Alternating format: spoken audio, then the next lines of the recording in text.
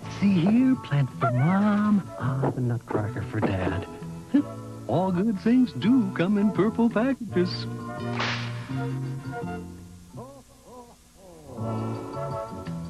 Bachman's.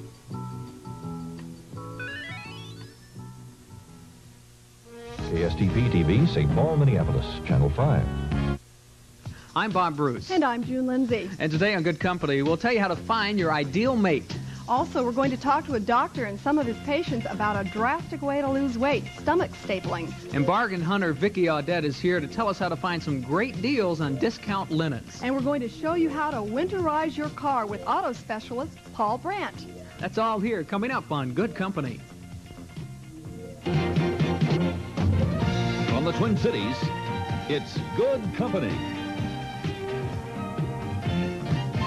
With your hosts, Steve Edelman and Sharon Anderson.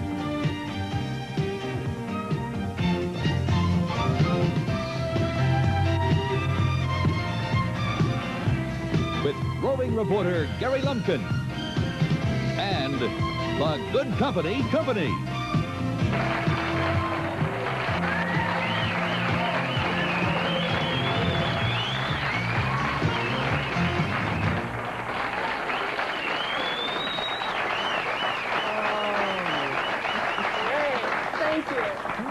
Sounds like the Met Sports Center. Yeah. You think the North Stars were in here? You bet. Terrific. You're not Steve Edelman, I don't No, think. and nor are you, Sharon, because No. Steve and Sharon are taking a few days off and getting a little vacation. Of course, I'm Bob Bruce and June Lindsay. June Lindsay, of course, of KSTP's popular Country Day program. Right, and from Eyewitness Sports. You were up late last night, I know. I saw you with the Bud Grant show. That's right, talking about that terrible loss yesterday. We to won't Miami, bring up but all those interceptions, will we? No. of course Fortunately, not. we don't have to talk about the I want to ask you about your wife.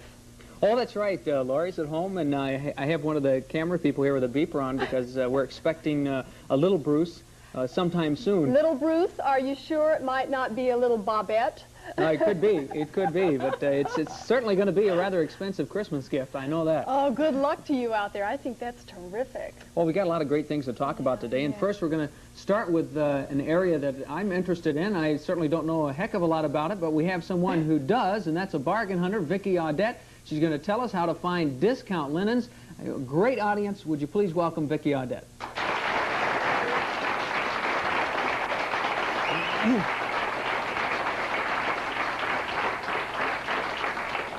My goodness, Vicki, I'll tell you, I've spent many a day out looking for discount linens, and I bet you have. You're right. But I've always wondered when shopping through the stores, what is a good buy and what is a bad buy? Because whenever you're looking for anything discount, you can really get into problems. That's right. And today, Bob, I'm going to take you to a linen discount store that sells for about 30 to 50% less than regular department stores. Now, we went to the Home Co. linen outlet, and we went to the one in the Harmar store, but they do have 5 locations in the Twin Cities. Now, at Home Co., what they do is they sell irregular towels, sheets, kitchen things, area rugs, and they get them from manufacturers overstocked. Some of them are irregulars and some of them are first quality. Now they have, for example, Christmas hot pads and towels for $2. They will have runners for about $8.95. And they also have just a variety of things, Bob. They've got shower curtains. They average about $6.95. I looked at those yesterday. I'm looking for a shower curtain. And they also have sheets, and their sheets are a very good price. They go from $6.95 to $10. Now, you are buying your regulars in most of the cases, and so that is something you want to check, and we'll talk about that in a little bit. They have area rugs. They sell quilts. Their prices on quilts are unbelievable. $189 that you would pay in a department store, you'll pay $69 at Home Co. Now, they also have towels, and one of the things that I think is important, like you mentioned, when you're shopping discount, you know, there's some good stuff and there's some not so good stuff, and you've got to be able to recognize the quality. So let me just show you an example of an irregular that's worth buying. Now, something like this, Bob, and I don't know if you can see this in the front, but there's a line right through the pattern, of the towel. Now, this is an irregular that you can live with. You can get savings on this towel. You'll buy it for about $6.95 at Home Co. It's 100% cotton. This irregular will not be a problem. But in a case like this, for example, where you have a pull in the pattern and you also have a thread, that is going to come loose. You don't floss your teeth with this? No. I thought that was a new... This is a double-duty towel. No, actually, when you've got a thread hanging like that, avoid that, because that's an irregular that in the washing and the wearing is definitely not going to perform as well. Now, something that I think, most people, they look for sheets and they're looking for the color and the pattern. And I just want to show you that there's some quality pointers about sheets that are important, especially when you're buying on sale and at discount prices. Now, when you see sheets like this, you're going to find either on the front of the package, you'll find what the fiber content is and also the thread count. Now, in a case like this, it's stuck on the side. I don't know if you're going to be able to see this, but on the side of the sheet, this sheet is 65% polyester and 35% cotton. Now, that is not as good a blend as a sheet like this, for example, that's 50% cotton with 50% polyester. Now, these are both the same price. They're both selling for $6.95, but the 50-50 blend is going to be a better buy. And another thing about sheets is the thread count. Now, I mean, most people think, it says 180 thread count, big deal. But actually, the thread count is important because that's going to give you a longer wear. Anywhere from 180 to a 200 thread count is very good quality. They don't happen to have crib sheets, do they? No, they don't, unfortunately, and I think you're going to need those. I did notice, Vicki, that in the tape that there were a lot of holiday towels, and I know that the holidays are coming up, and that would be a great buy, especially for this time of year, to kind of spice up the bathroom when you're having guests over for those holiday parties. I think so, and another thing that's happening because of the holidays, though, is that there are a million sales going on. And whenever you're discount shopping, there's two things that are very important. Because there's so many pre-Christmas sales right now, you want to be sure that you check the newspaper ads, you know what the sale prices are, and that way when you're buying discount, you know for sure if you're getting a good price. Now, HomeCo claims that they are 25% less than any department store sales on linens and towels and that type of thing. But in order to really know that, read the advertisements. And another thing is, I think that, when you're a bargain hunter, you've got to have a lot of personality. I don't know if they're defects or assets, but one is you've really got to be patient. Now, since HomeCo has 5 locations, call around ahead of time. Make sure that you know what they've got in stock, and they'll tell you over the phone.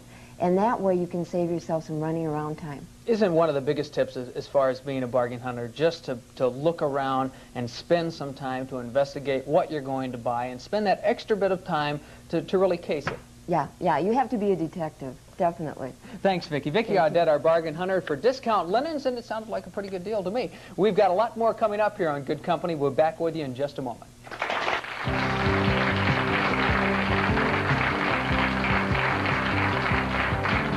Tomorrow on Good Company, we'll go to a new restaurant in downtown St. Paul which specializes in Scandinavian foods. And consumer advisor Chris Sanda tells us how to teach our children to become better consumers. But next, we'll find out the best way to find the ideal mate for you. Stay with us.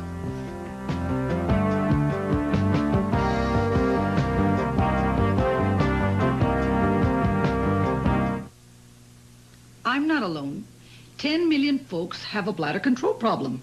So why can't I find the protection I need? You need Depend for discreet, effective protection. Like this Depend undergarment. With a form-fitting shape and advanced absorbent system, Depend puts protection where it's most effective. Try regular or extra absorbency for bladder control problems. The name says it all. Depend at drug and healthcare stores. The Winona Knitting Mills Factory Outlet Store is coming back to the Met Sports Center for 2 big days with beautiful sweaters and knitwear for the whole family, all at factory direct prices far below retail. The Winona Knitting Mills Factory Outlet Store will be at the Met Sports Center this Tuesday from 9 to 9, Wednesday 9 to 6. Famous top quality knitwear, factory direct prices, perfect for Christmas. The Winona Knitting Mills Factory Outlet Store this Tuesday and Wednesday at the Met Sports Center. Don't miss it. American Travel Service, their number 612-835-5151. Dee Larson, American Travel Service, invites you to join her famous Sunrise Hawaiian tour now being formed for 14 days, 13 nights, 15 meals included, February 16th through March 1st. Enjoy all the extras. Get all the facts. Call now and have Dee Larson's free Sunrise Hawaiian tour brochure sent to you with no obligation. Call now for Sunrise Hawaii, American Travel Service, 835-5151. Out of town, call collect. Who says Dynamo is dynamite? Women with tough laundry problems. Listen. Chicken grease. Just regular, normal dirt. My daughter's party dress. It had grease on it from the car door. Dynamo's powerful formula penetrates deep to get your whole wash a dynamite clean. I just use Dynamo, period. Dynamo gets the greasy stains out and gets my whole wash clean. I think it's the best thing on the market. Dynamo penetrates deep for a dynamite clean. Dynamo is dynamite. We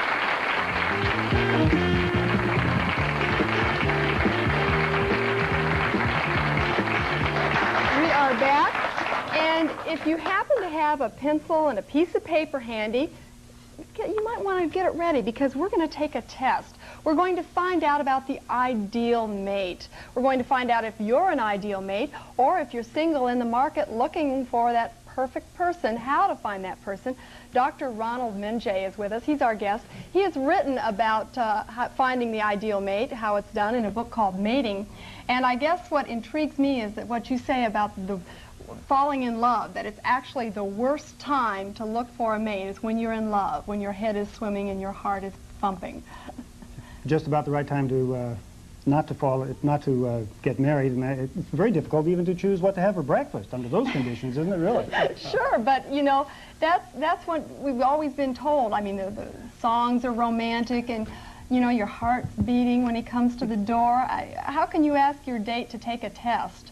You know, it is kind of an outrageous position that we're taking here in a sense, except that what we're really asking people to do is to use their minds as well as their hearts. It's not enough just to say, gee, I hope it works out, or I hope the Prince Charming comes riding up on his horse, or something to that effect. Doctor, with the divorce rate sitting at about 50%, it appears to me that this book is sort of a way to interject science in the process of selecting a mate, not just using romance, to try to reduce that percentage of divorces and create more successful marriages.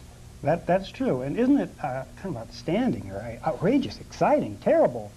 I don't know what the word is. It boggles my mind to think that people standing at the altar are going to say, I do, and then half of them won't. And they don't. 50% of the people will become divorced in the in the last 10 years, this statistic is held up, and most of them will become divorced in the first 7 years. Well, I know that, you know, we're maybe laughing and joking about this when indeed it is very serious, and the book does make a really concentrated effort to take this seriously. But I have a hard time mixing love and science. I mean, it just sounds a little bit cold to ask your one and only, hey, do you mind taking this test before I accept that ring? Well, what we want people to do is to use the system in a rational way, but you're not supposed to necessarily share the results with someone else. This is confidential information. We will end up with, for example, 6 principles are evaluated and 6 factors. One of the principles is the parity factor, principle. We would like people to know that they have a kind of an equality with their mate. It's for single people or married people, for that matter. Are you balanced with that individual? Are you approximately equal?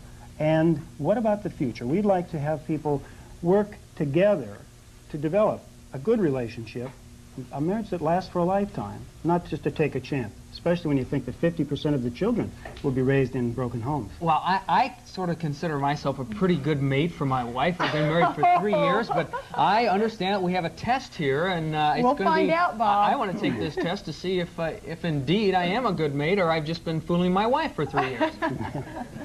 Okay, let's take a test. If you've got a pencil and paper, he's going to ask some questions, and you can take it if you're married or if you're single. Go ahead. Incidentally, most marriages, the love on which most marriages are based, that love only lasts usually for 3 years. So, well, 18 months to 3 years. My goodness. Oh, yes. Question number 1. Moving right along. All right. First question. True or false? Research shows opposites are attracted to each other and make the best mates. Now, true or false? Okay. What did you have? I'll say false. I don't buy that. I agree, false. All right, good. It is false. Opposites may attract, but they certainly do not make the best mates. Okay. Next one, the chance that a recent marriage will end in divorce is the same as the toss of a coin. I think I gave you that answer, didn't I? Oh, yes. That's right, it's true. When first considering a potential mate, the most important factor for most people is appearance. True or false? Appearance. I'd say true. I'd say true. And Sure. it certainly is. This is the #1 filter factor. It's the thing that most people look at immediately. And for those people who are considering a mate whose appearance may not be top-notch, they probably would not want to go to places like single bars and so forth, where appearance is almost the only criterion on which people are judged. We're doing great, though, so far, don't you think? Well, I'm very impressed. Perfect mates, right? Money and how to spend it is the #1 cause of conflict in marriage. Boy, I'm going to say false. I disagree. I say true. This one is true. It is the #1 cause of conflict in marriage, yes. Oh, to be beaten by Bob Bruce. I tell you. Okay, you've only been married 3 years. I've got 9 years. I mean, this is okay. All right. 1/2 of American children will live in broken homes. Okay. That You one know, I that think one's- is true because we have discussed that the divorce rate is 50%. That's right. And that's a terrible statistic, and this is why we're trying to introduce a system so that we can change those numbers, and even half of them would be, 25% is enough. Only 25% of the marriages are considered successful, by the way. That surprises me. Me too. The marriage partners who care less about the marriage will control the relationship. I'd say true. Would be more likely to maybe fool around and look for someone else. What do you say? I say true, but I think a different reason. I think that they're just going to try to control their own individual situation and be more selfish as far as what they want to attain from their relationship. Well, that's a very good point, too. You're both right, and it is true. In fact, we talk about parity, or this approximate equality. Both people need to put into the marriage about the same amount and bring out of the marriage about the same amount. And commitment is certainly an important determinant. How about research shows that living together before marriage leads to a better marriage? I'm going to say false. False also. Absolutely right. We have very important information on that. In fact, we've studied about 600 different scientific studies. So the romantic love which leads to marriage rarely lasts more than 3 years. Okay. Okay. All right, moving along. In selecting a mate, appearance is more important to men than women. I'm going to say true. What do you think? Say true. True. That's right. That's right. That's right. Except he's one ahead of you, isn't he? That was luck. That was only luck. That's okay, right. number 9. Number 9 or 10, I think I have. Love and marriage are too fragile and mysterious to ever be understood. You know, the old romantic in me wants to say true to that, but I have a feeling that the scientist is going to say false. What was the question again?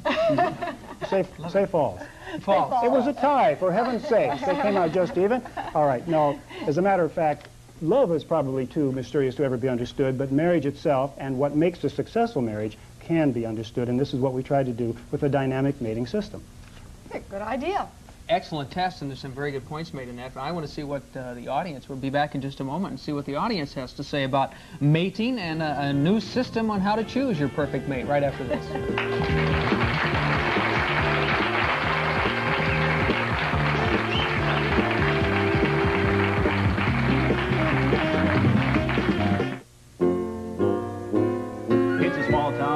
Made the way you'd make your own pizza. Tombstone. It's a ladle on and loaded up with lots of mozzarella on the pizza. Tombstone. We pile on the goodness. We're loaded with real cheese. We're sure the taste of Tombstone's gonna please your family. We're a small-town homegrown, made the way you make your own pizza. Tombstone. Made the way you'd make your very own. Tombstone. Surprise yourself this holiday season. Discover Town Square. Stroll through our gardens. Relax by our waterfall. Explore our shops. This holiday season, take your time. Enjoy yourself. And find just what you're looking for every time. Discover Town Square in downtown St. Paul. And remember, nobody decks the halls like we do. Introducing new Crispy Seasons. Coating mixed. Chicken never had it. So good. Extra crispy. Lightly seasoned. In parsley and sage. Oregano and herbs. New Crispy Seasons. Sprinkle. Easy. Roll it. Simple. Bake. Delicious. Chicken never had it. Never had it so good. Extra crispy. Lightly seasoned. Chicken never had it. Ooh, we never had it so good. New Crispy Seasons from the makers of Shake and Bake. Children's Palace, a super toy store, and a whole lot more. Check our low price on a highway overpass trucking set by Tyco. Everything you need, and you control the action. Check our low price on a happy baby doll by Horseman. She laughs and giggles when you toss her in the air, bounce her on your knee, or give her a hug. We've got them now at low, low prices. Children's Palace, a super toy store, and a whole lot more. Can love and science mix? Our guest is Dr. Ronald Minjay. We just took a test to see how Bob and I did. I didn't do as well as Bob, a little upsetting. Surprised me, I guess. I'm sure you did. I think you did just the same, didn't you? Didn't come out both of you geniuses? No, I missed one, but that's okay. We're going to ask our audience to comment on this and ask you some questions about using science to find the ideal mate. Maybe I can have you stand up here. And what is your name? Louis Fine. What's your question? My question, doctor, is this. We have a especially interesting audience here, a group of young, average age 18-year-old females, and on the other hand, a group of over 65 senior males. I'd like to ask how you feel about this May-December mating. Oh. Well, what are the statistics on the May-December romance? Does your marriage have a better chance if the wife or husband is older or younger? Well, actually, it is a serious question at the same time a whimsical one. The answer is this, that if you're going to marry somebody, please consider the kind of attributes that the person brings to the relationship and the kind of balancing attributes or qualities that you have as well. If your marriage has the proper parity balance, which we talk about, a parity commitment, you have values of appearance, values of economics, and all these kind of variables that we talk about in the book. Yes, the marriage can work out very, very nicely, but it will work out if you work at it. Young or old, rich or poor, when you work at it and you know what you're doing, it can work out very, very well. Hey, doctor, we have another question over here. Well, I'm not sure it's a question, Dr. Minjay, but as a veteran of 37 years of a good marriage, I take issue with your statement that love and romance shouldn't enter into a choice of a mate. Well, I certainly agree with that myself, as a matter of fact, and I didn't mean to say that. I don't know if I, in fact, said it quite that way. Love is, in fact, so important, I would really hate to see it spoiled by a bad marriage. Why, not to interrupt you, excuse me, but one thing kind of on the love and romance type thing, why is it that romance goes out of a marriage after 3 years? This is rather concerns me at this moment. There are three types of love that we've described. The first type of love is called euphoric love, or romantic love. And this is where your head is spinning and your heart is pounding and your salivary glands are secreting and so forth. It's a very exciting and a very disorienting state of affairs. Now, my wife is still in that stage because, well, maybe it's because she's pregnant. I don't know. All right, but that kind of marriage is, that kind of love is not a long-lasting love. That's the kind of love that happens to people that we idealize in song lyrics and literature, but it's not necessarily true. The second kind of love is the companionate love that's kind of left over after the romantic love or euphoric love dwindles after, say, 18 months to 3 years. Then the third type of love, and this is the love you work for, this love you earn, is called dynamic love. And this is the kind of love that lasts for 37 years and more because you know what you're doing and you take care of each other deliberately, intelligently, as well as with your heart. You must keep romance going, too. Intentionally. You're here. Intentionally, absolutely. I'm all for romance. We've got another question over here. You were talking about how money and pressures interfere with the relationship. How do you make society stop from interrupting it and interfering it? You're going to require, and in our book, we talk a lot about mating strategies, things to do, and there are many, many examples in there. With regard to economics, you have to decide two things with regard to money. How to earn it, how much should be earned, and how you're going to spend it as well. So there are two important elements here. You need parity or agreement on those two money issues. But as far as how to make society stop worrying about money and becoming too monetaristic and so forth, I don't know. We have another question here. Yes, you didn't mention anything about maturity, and I was wondering if maturity has a lot to do with how people are going to get along in their marriage. When a couple, when they're very young or when they're very old, does it make a difference in the divorce rate? Do you know? The divorce rate for young people is higher than that for older people. However, the divorce rate for people who've been married the second time is higher than that for people being married the first time. So experience is not necessarily the best teacher in this regard. I'm surprised, I guess, somewhat. Somehow you'd think that when you're younger, you kind of can grow together and change together, and you're not as set in your ways. That is partly true, but one doesn't stop learning and being a problem solver at any particular age if you make it an important part of your marriage. You make it important in your relationship. June mentioned change. Isn't that one of the biggest causes of divorces, is that one partner changes and the other partner doesn't adapt? One partner falls out of the parity balance. One will dwindle down. One will go to school, and you heard about the PhD or medical school syndrome. One goes to medical school. She says, honey, I'll put you through. I'll give you all the money. I'll work 3 jobs and so forth. At the end, he says, thank you, darling, but you know, I'm a doctor now, and I'm much too good for you. And we see it time after time, and so we don't want that kind of thing to happen. That's why we work so hard on the system. Actually, you know, you talked in the book a little bit about that falling in love and getting married and choosing your own partner is really a relatively new concept, too. We used to have marriages arranged on the basis of social status and background. Well, that's true. In fact, in New Guinea, a bride costs, for a virgin bride, is $300. So I think it's 6 oxen and 1 cassowary. But however, for a used bride, it's $30 and 1 ox. And oh no! We're certainly not advocating anything like this. We'd like love in relationship, but love based on intelligence as well. Oh, how about it? Love and Science. The name of the book is Mating, and it is written by Dr. Ronald Minje. I am told it is a big seller, doing rather well. Yeah, I think you'll have to order it at the bookstores at this point. Is that right? First edition sold out. Thank you so very much for being with us. We're going to take a break and be right back, so stay with us.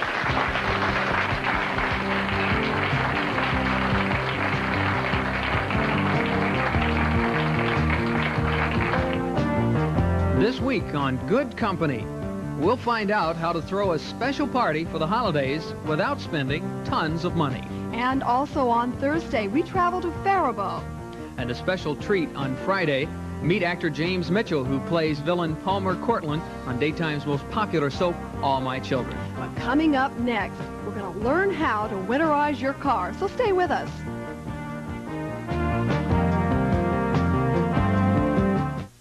You know that New Year's resolution you make every year? The one where you vow to lose the extra weight you're sick and tired of? Come on, you've fooled yourself long enough. Call Weight Loss Clinic before December 31st. And our $98 program is yours for only $49. 50% off on the program that shows you how to lose weight safely and keep it off. Think of it as a gift to yourself. A gift that'll last a lifetime. Nino, no fresh baked pizza from Chef Saluto comes in a pan. So? The pan has a hose. Big deal. The hose let the heat through so the crust bakes even and crisp like yours. Sure, like mine. The hose helps Chef Saluto pizza taste like fresh. Aren't you worried? Nino, worry. Okay.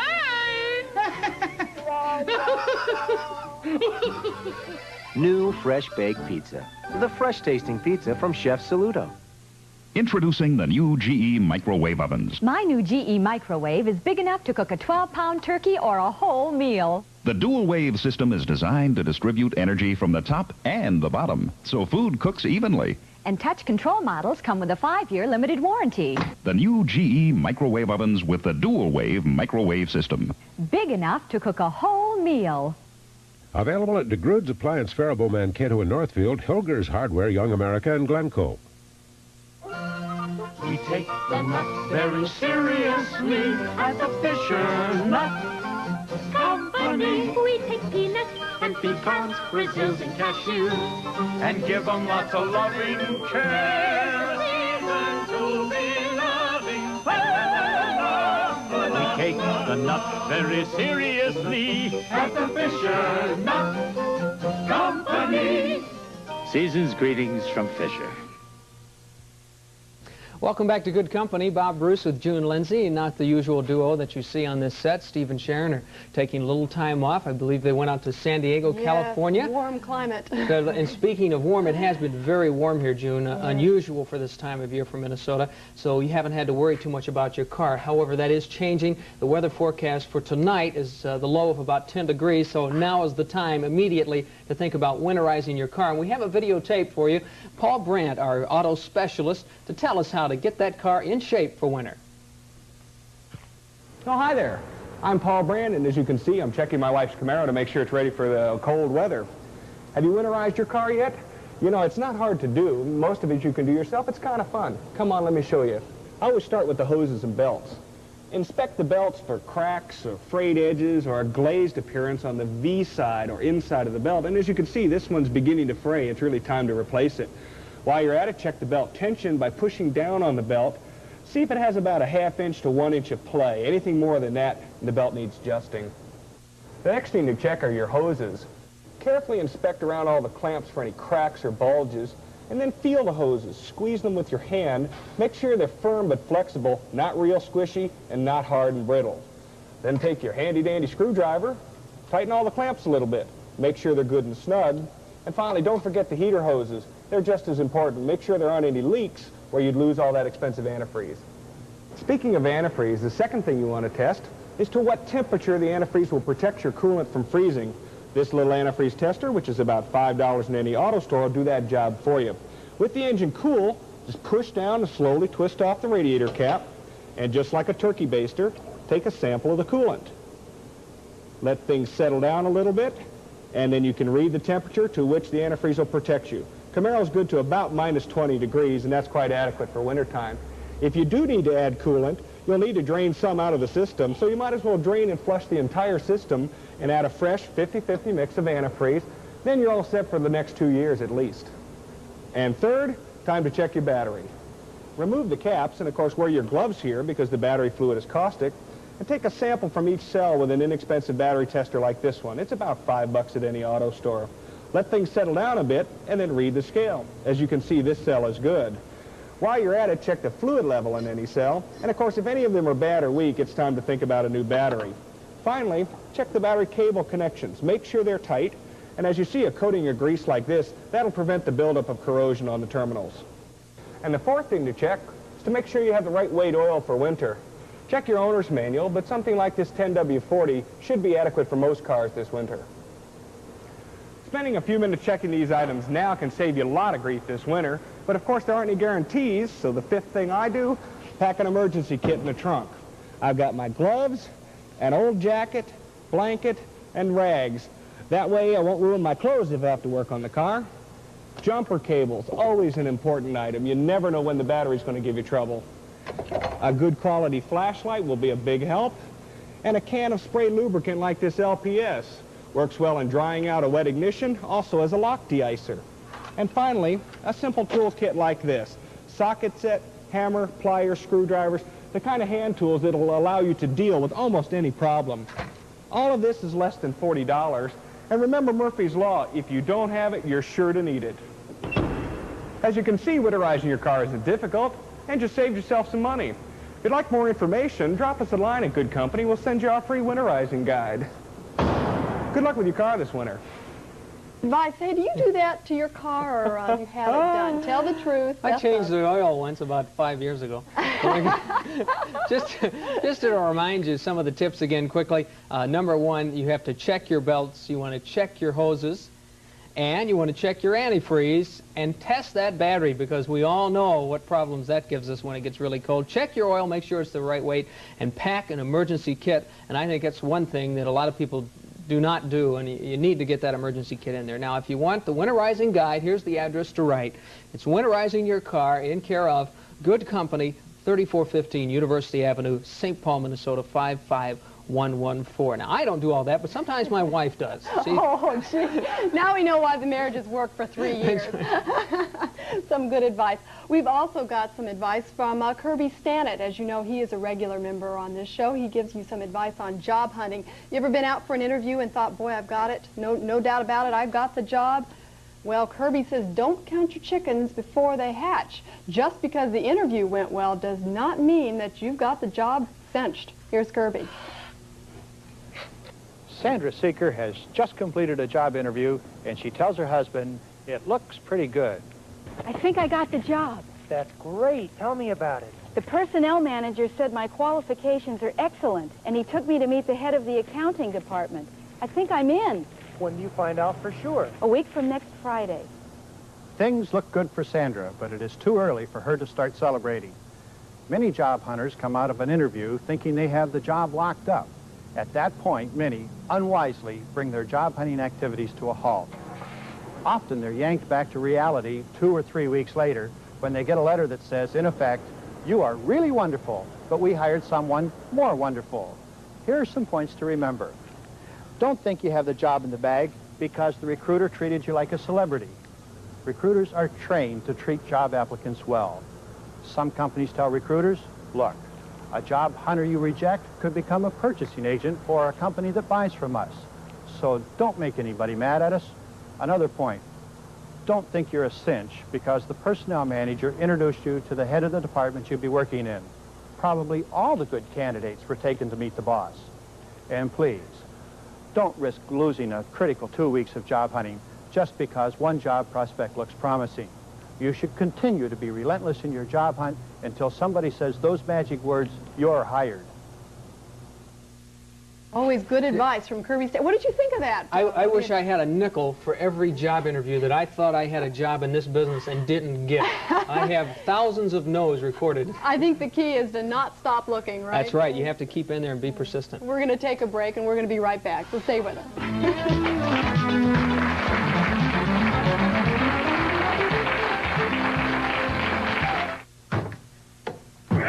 That's big, large, mean. Cookie, does this say new Wonder Soft 100% whole wheat?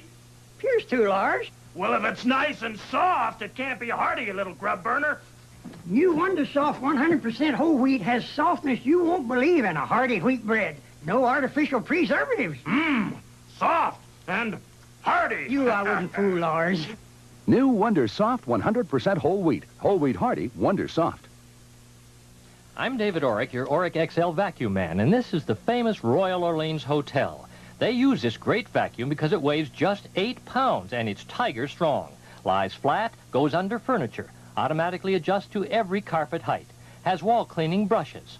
Hotel housekeepers have to work fast.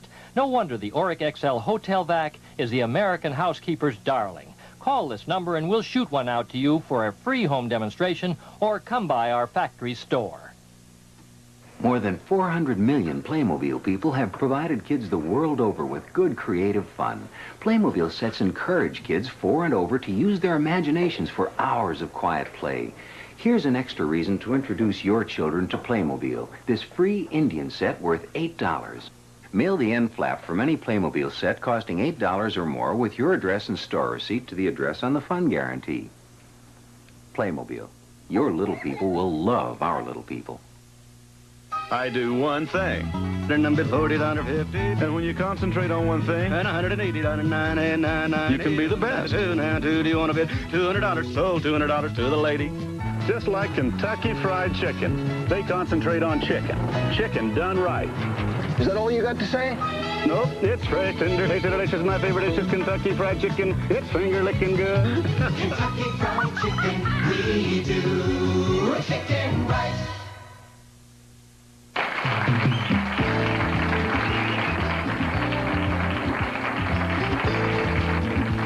Welcome back. We're going to talk about now gastric bypass operations, and for those of you who really don't know what that is, simply stated, it's stomach stapling. That's right, stomach stapling.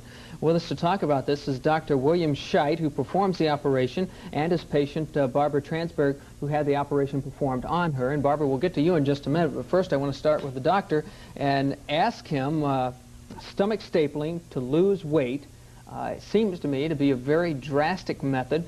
How is it performed, and is it as drastic as I consider it to be?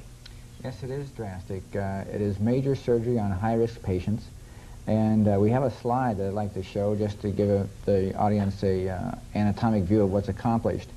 As you can see on that diagram, a loop of intestine is brought up to the upper part of the stomach and anchored there, and a very small opening is made from the stomach into the intestine. And then a special stainless steel stapling apparatus is brought across the top of the stomach, and 2 rows of stainless steel staples are placed so as to partition off about only 5% or less of the stomach. So you have a very small stomach pouch in which the food goes, and a very small opening at the far end through which the food passes into the intestine. The pouch has to be made small, and the small opening at the far end has to be made small, otherwise it will not work. One question that comes to mind is, obviously you would not recommend this for everyone who needs to lose 10 or 15 pounds. Does it have to be on a patient that their health is starting to deteriorate to such a point because of the weight that this is a last step method? No.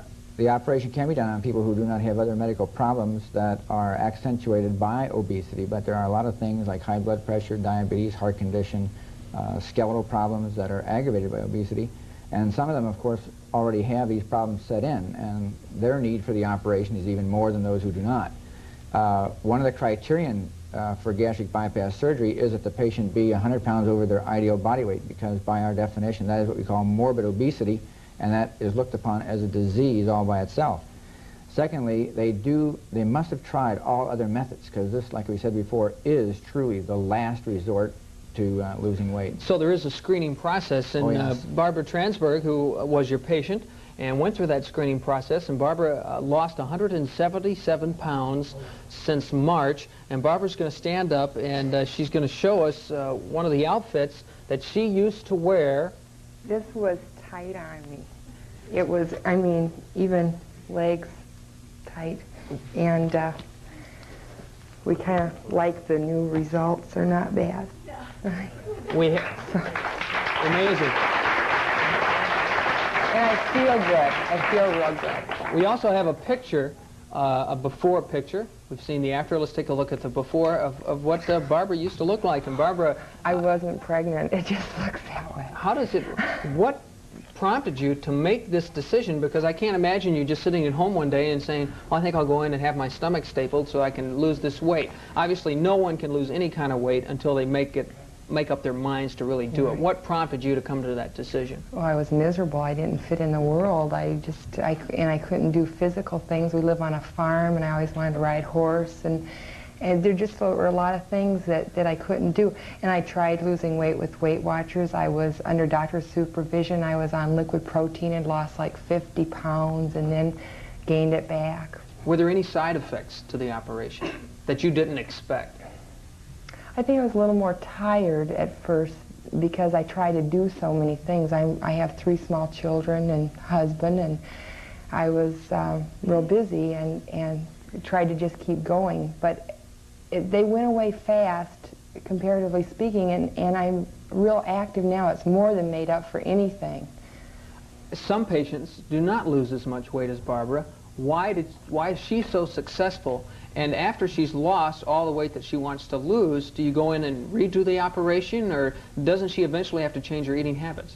No, in the process of, the operation is made to last a year to year, or the process takes a year to year and a half. Some people do a lot better than that. Other people do fail to get down to the weight they wish to be.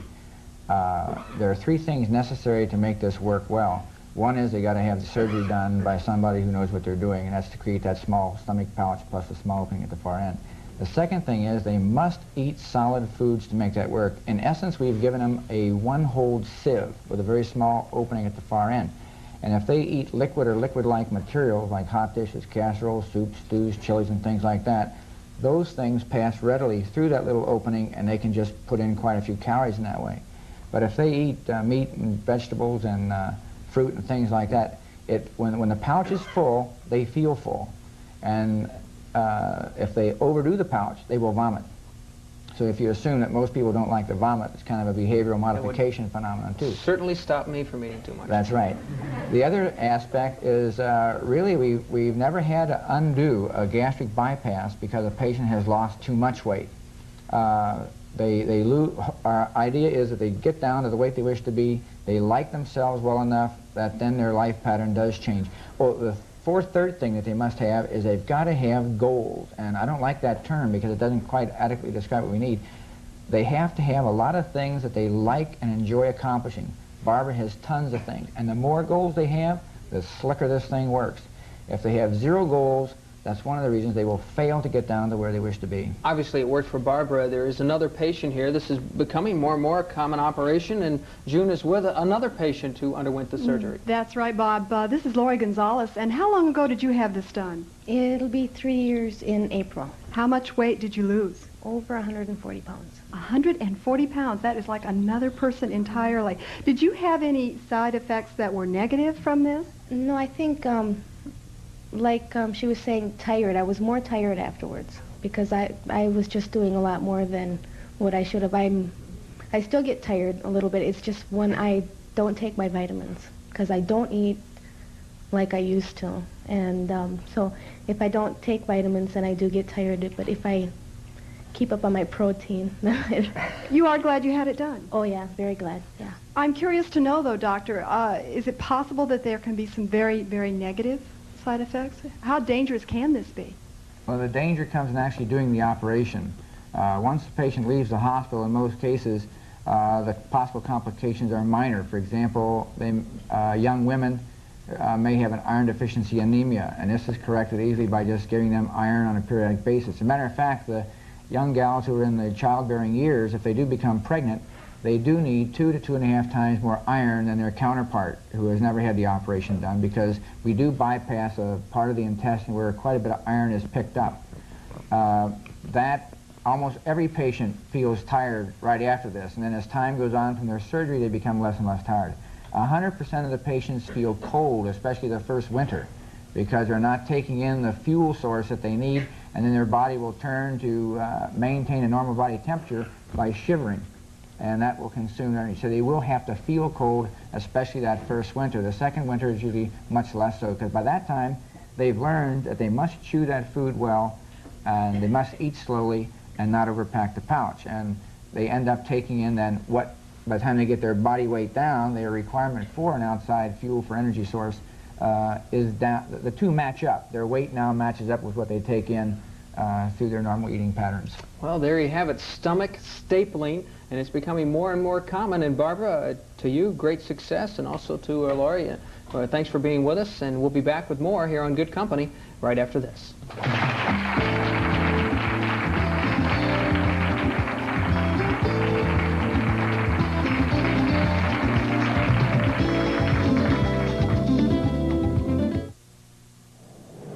New Trident Mints invites you into a whole new world of cool, a world of icy freshness.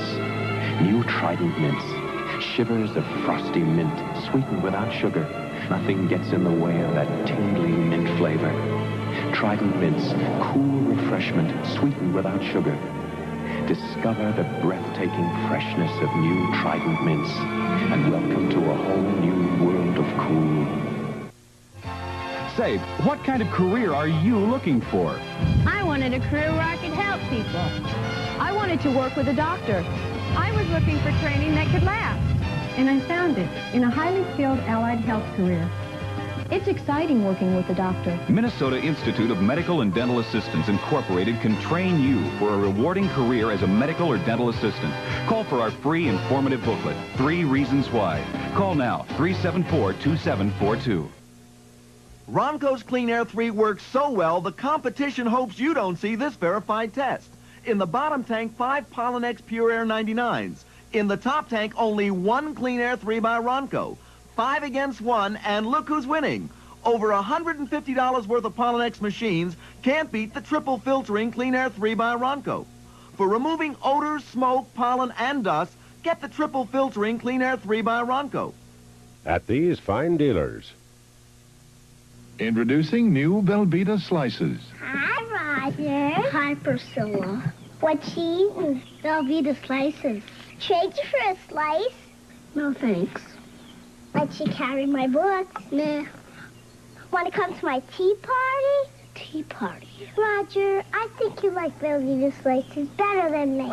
I like you better than Brussels sprouts. New Velveeta slices with a taste you just wouldn't trade for anything.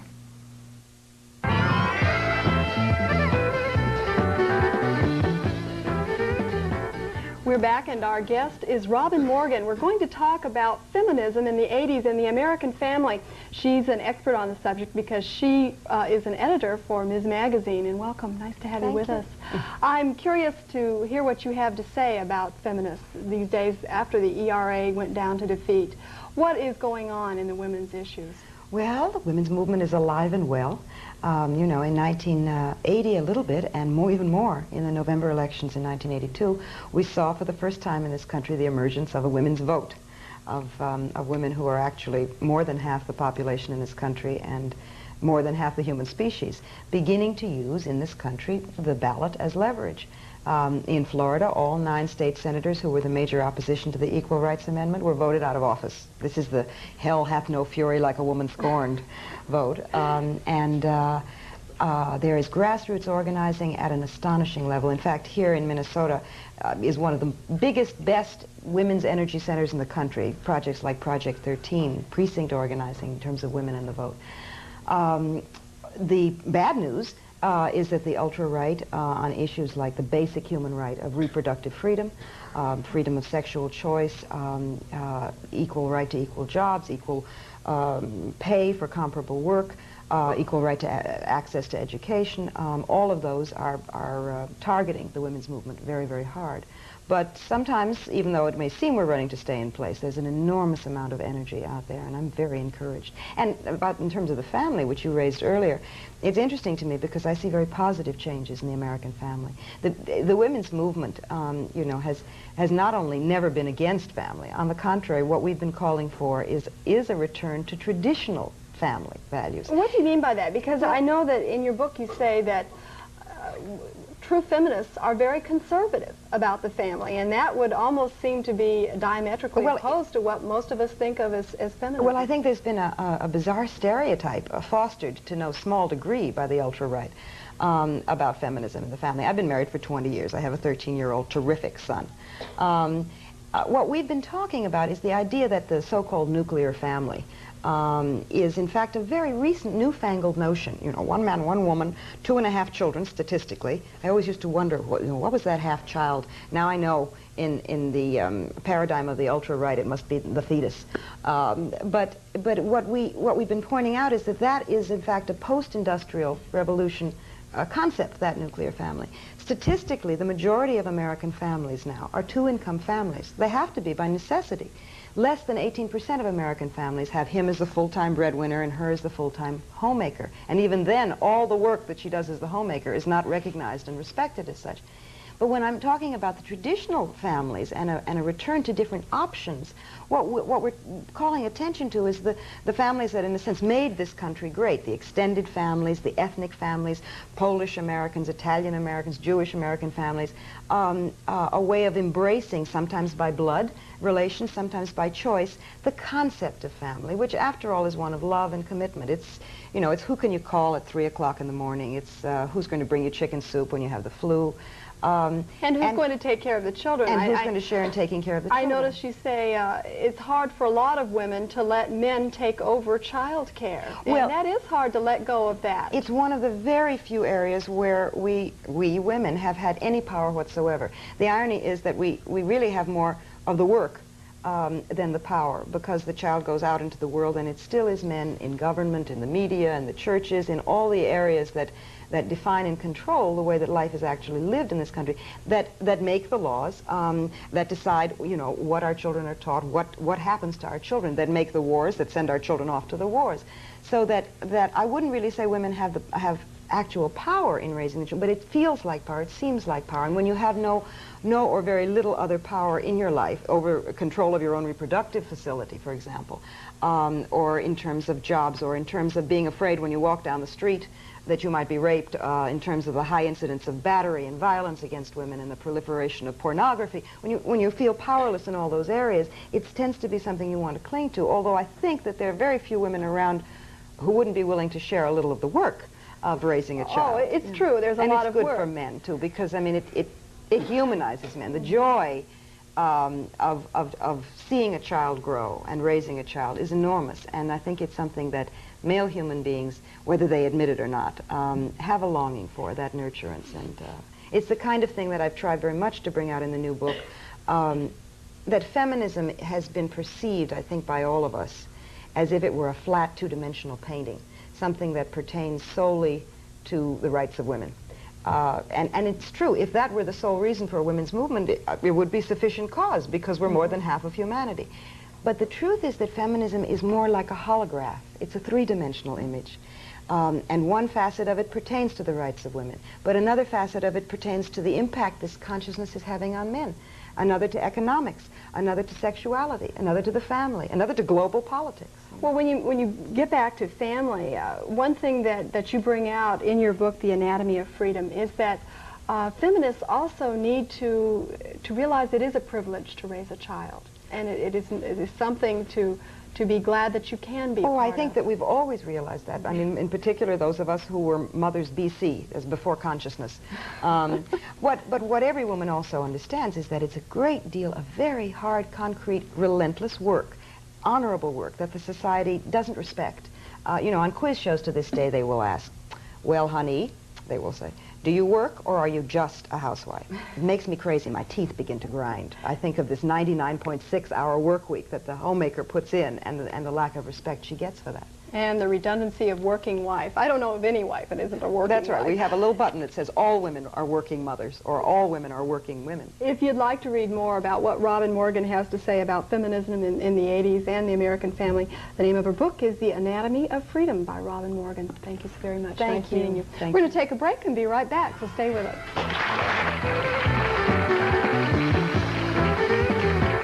Today, Germany. Tomorrow, the world. Young voices that grew into powerful weapons. Blood and honor. Starts Thursday on Channel 5. Now, Minnesota's finest, cleanest new crop of wild rice is available in all the Lund stores. It's Lund's quality and only $3.75 a pound.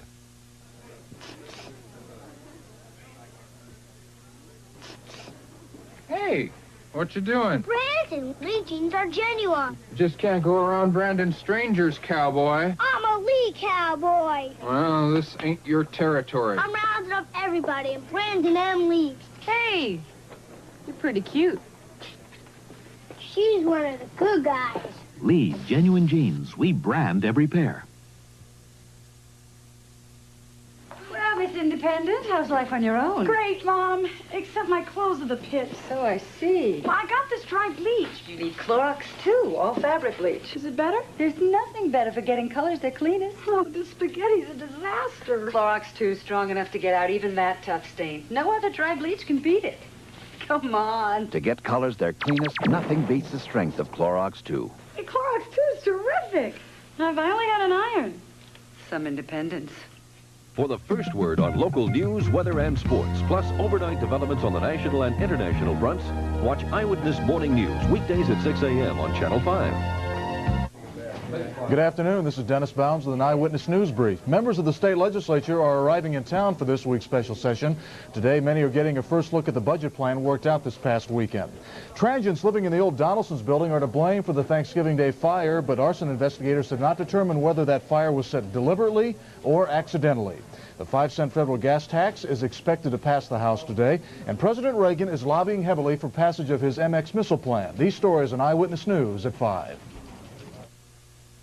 Welcome back. Well, we've had a great time today, and one of the big reasons that we've had a great group here in the studio, in fact, two groups, and I want to mention them, give them a little credit, the Foley High School Media Productions class and the St. Paul Jewish Community Center.